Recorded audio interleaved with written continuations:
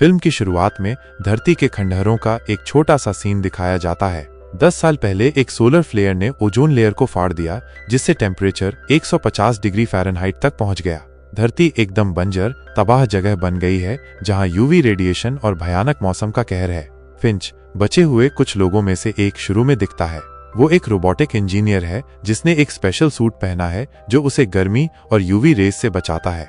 हर दिन की तरह वो अपने रोबोट ड्यूई के साथ सामान ढूंढने निकलता है। जब वो एक दुकान में जाता है तो उसके सेंसर बताते हैं कि वहां यूवी रेडिएशन बहुत हाई है। इस बीच रोबोट दुकान में जो कुछ भी बचा है उठा लेता है।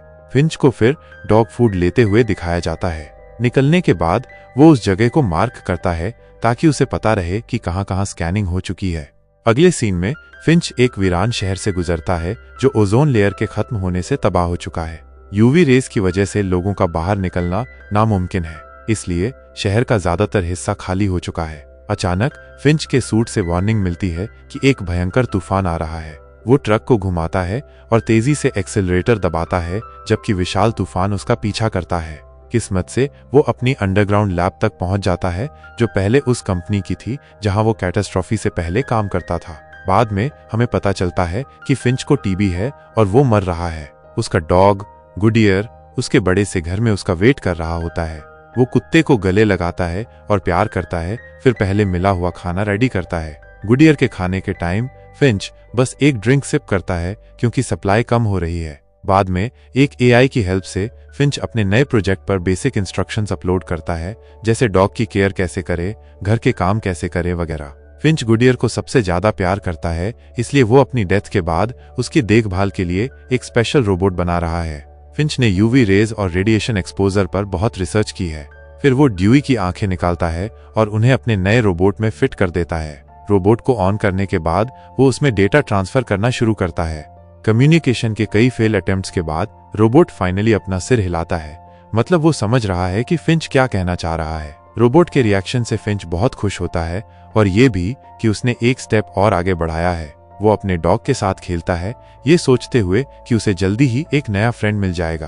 फिंच फिर रोबोट से अपने बारे में कुछ बताने को कहता है।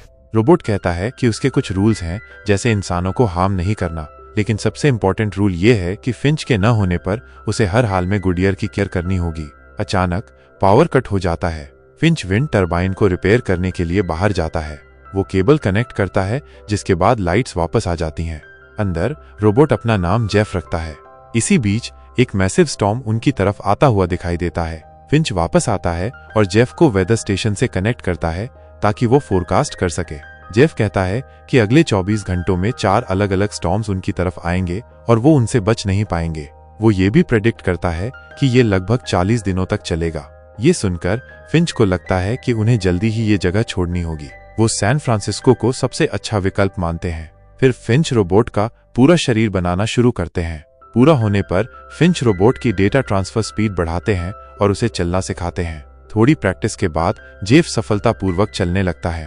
फिंच प्रगति से खुश हैं, लेकिन गुडियर को रोबोट पर भरोसा नहीं है। तूफान नजदीक आने पर फिंच जरूरी सामान पैक करते हैं और जेफ का डेटा ट्रांसफर सिर्फ 72% पर बंद कर देते हैं। इस वजह से जेफ पूरी तरह से विकसित नहीं हो पाता और एक बच्चे की तरह बर्ताव करता है। फिंच ड्यूई को बुलाते हैं, लेकिन भूल जाते हैं कि उन्होंने उसकी आंखें निकाल दी थीं। इसलिए वो एक कैमरा लगाते हैं ताकि वो देख सकें। फिर चारों एक आरवी में बैठकर सैन फ्रांसिस्को के लिए निकलते हैं। सफर की शुरुआत में जेफ हर चीज सीखने की कोशिश करता है जो फिंच करते हैं। फिलहाल ग्रुप तूफान से बचने में कामयाब रहता है। वो एक सुनसान शहर में रुकते हैं। फिंच यूवी प्रोटेक्शन सूट पहनते हैं और जेफ को बाहर बुलाते हैं। वो जेफ को कचरा इकट्ठा करने और सूरज के खतरों के बारे में सिखाते हैं। दोनों सूरज में पॉपकॉर्न बनाकर मजे भी करते हैं। हाँ, सूरज इतना खतरनाक हो गया है, लेकिन फिंच को तूफान नजदीक आता हुआ देखकर मजा खत्म हो जाता है। वो सबको इकट्ठा करते हैं और तूफान से बचने की कोशिश करते हैं, लेकिन तूफान उन्हें पकड़ लेता है। फिंच जेफ के साथ बाहर भागते हैं और उसे आरवी को तारों से बांधने को कहते हैं। फिंच के थक जाने पर जेफ काम पूरा करता है। फिंच आरवी के अंदर जाकर उसे सुरक्षित करते हैं। जल्द ही बड़ा बवंडर आता है और सारे तार एक एक करके टूटने लगते हैं। सिर्फ एक तार बचता है। तूफान निकल जाता है, सब सेफ है। फिंच जेफ की तारीफ करता है, पर गाड़ी का फ्रंट टायर डैमेज देखकर निराश हो जाता है। स्पेयर टायर तो है, पर जैक नहीं है। जेफ अपनी सुपर स्ट्रेंथ से गाड़ी उठा देता है और फिंच टायर बदल देता है। अगली सुबह जेफ गुडियर से कम्युनिकेट करने की कोशिश करता है, बोलता है कि डॉग लैंग्वेज सीख रहा है। फिंच जाग कर समझाता है, दोस्ती में टाइम लगता है। बाद में एक बोर्ड दिखाता है, सैन फ्रांसिस्को 1522 माइल्स दूर है। जेफ ट्रस्ट का मतलब पूछता है। फिंच अपनी लाइफ स्टोरी सुनाता है। वो बताता है एक प्रोजेक्ट में सॉफ्टवेयर प्रॉब्लम उसने अकेले सॉल्व की, पर क्रेडिट पूरी टीम को दिया। ऐसे उसने सबका ट्रस्ट जीता। फिंच की हेल्थ डाउन होती जा रही है। एक रेस्टोरेंट में रुकते हैं। फिंच ब्लड वॉमिट करता है। टाइम कम है, समझकर गुडियर को रेस्टोरेंट में ले जाकर खेलता है। उधर जेफ आरवी से खेल रहा है। गाने बजाकर ड्राइव करने की कोशिश करता है। केयरलेस होकर हैंडब्रेक छोड़ देता है। आरवी कार से टकरा जाती है। फिंच डांटता है। जेफ इनोसेंट बनता है। फिर आरवी रिवर्स करके फिर ठोक देता है। फिंच गुस्से में जेफ को सनलाइट में अपनी स्किन का हाल दिखाता है, चिल्लाता है उसका काम सिर्फ गुडियर का ख्याल रखना है। रेस्टोरेंट से निकलकर फिंच जेफ को ड्राइविंग सिखाता है। पहले जेफ गड़बड़ करता है, फिर स्मूथ ड्राइविंग करने लगता है। फिंच खुश होता है, पर डॉगी अब भी डाउट में है। रात में रोड साइड कैंप करते हैं। ओजोन लेयर नहीं है तो ब्यूटीफुल नॉर्दर्न लाइट्स दिखती हैं। जेफ बोलता है रात में ड्राइव करते हैं, दिन में डेंजर है। फिंच बताता है रात में भूखे लोग आते हैं, वो भी डेंजर है। सुबह फिंच ब्लड वॉमिट करता है, कांपता है। जेफ केयर करता है, डॉक्टर को बुलाने को पूछता है। फिर जर्नी कंटिन्यू करते हैं। एक बड़े शहर में पहुंचते हैं। जेफ ड्यूई को जगाता है। दोनों सप्लाई लेने निकलते हैं। एक हॉस्पिटल दिखता है, लूटा हुआ है। जेफ को पता नहीं, अंदर चला जाता है। फिंच जागता है, देखता है दोनों रोबोट मिसिंग हैं। उसे पता है आगे मुश्किल है, इसलिए एकदम कमजोर होने के बावजूद वो सूट पहनकर जेफ और ड्यूई को ढूंढने निकल पड़ता है। कोई उसे छुपकर देख रहा है। ऊपर जेफ खाना, दवाइयां और एक बढ़िया जैकेट पाकर खुश है। वहीं ड्यूई को कुछ स्नैक्स मिलते हैं, पर पास ही लगे भालू के जाल पर ध्यान नहीं जाता। जैसे ही वो स्नैक्स उठाता है, जाल उसे फाड़ देता है। दुखी फिंच उसे ढूंढकर माफी मांगता है और उसकी पावर ऑफ कर देता है। फिर फिंच को गड़गड़ाहट सुनाई देती है और जेफ भी मिल जाता है। फिंच कहता है वो जगह अब सेफ नहीं है, उन्हें निकलना होगा। दोनों भागते हैं, पर फिंच मुश्किल से चल पा रहा है। आरवी तक पहुंचकर वो तुरंत भागते हैं, पर एक गाड़ी पीछा करने लगती है। थोड़ी दूर जाकर फिंच जेफ को स्टीयरिंग देता है और कहता है अब गलती नहीं होनी चाहिए। वो देखता है गाड़ी अब भी पीछा कर रही है। वो हेडलाइट्स बंद कर देते हैं क्योंकि जेफ अंधेरे में देख सकता है। पीछा जारी रहने पर फिंच जेफ को स्पीड बढ़ाने को कहता है। तूफान में घुसते हुए फिंच स्टीयरिंग पकड़कर गाड़ी को सड़क से उतार देता है। वो अंडरपास इस्तेमाल करना चाहता है। जेफ कहता है आरवी की हाइट अंडरपास से ज्यादा है, पर फिंच नहीं सुनता और आरवी क्रैश हो जाती है। सोलर पैनल टूट जाते हैं। क्रैश के बाद जेफ अपनी ताकत से आरवी को अंदर धकेलता है। पीछा करने वाली गाड़ी पास आती है, थोड़ी देर रुकती है, फिर चली जाती है। लोगों के जाने के बाद फिंच बाहर भागता है और देखता है सारे सोलर पैनल डैमेज हो गए हैं। वो खुद को कोसता है, कहता है वो उन्हें ठीक नहीं कर सकता। जेफ कहता है वो उन्हें सैन फ्रांसिस्को ले जा सकता है, पर फिंच उसे चुप करा देता है। गुस्से में फिंच आरवी में लौट जाता है और जेफ बारिश में बाहर खड़ा रहता है। थोड़ी ताक झांक के बाद जेफ अंदर आता है और फिंच को बताता है कि उसे लगता है वो सैन फ्रांसिस्को में गोल्डन गेट ब्रिज तक पहुंच जाएंगे। इस बीच फिंच एक और कहानी सुनाता है और बताता है कि वो लोगों पर भरोसा क्यों नहीं करता और उसे गुडियर एक बैग में कैसे मिला। वो बताता है कि गुडियर डरा हुआ और अकेला था और उसने किसी भी कीमत पर उसकी रक्षा करने का वादा किया था।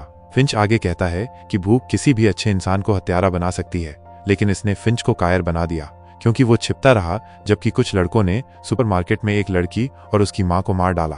अगली सुबह एक और बोर्ड बताता है कि सैन फ्रांसिस्को 480 मील दूर है। जेफ गाड़ी चला रहा है जबकि कमजोर फिंच आराम कर रहा है। अचानक जेफ विंडशील्ड पर एक तितली देखता है। वो गाड़ी रोकता है, फिंच को जगाता है और तितली दिखाता है।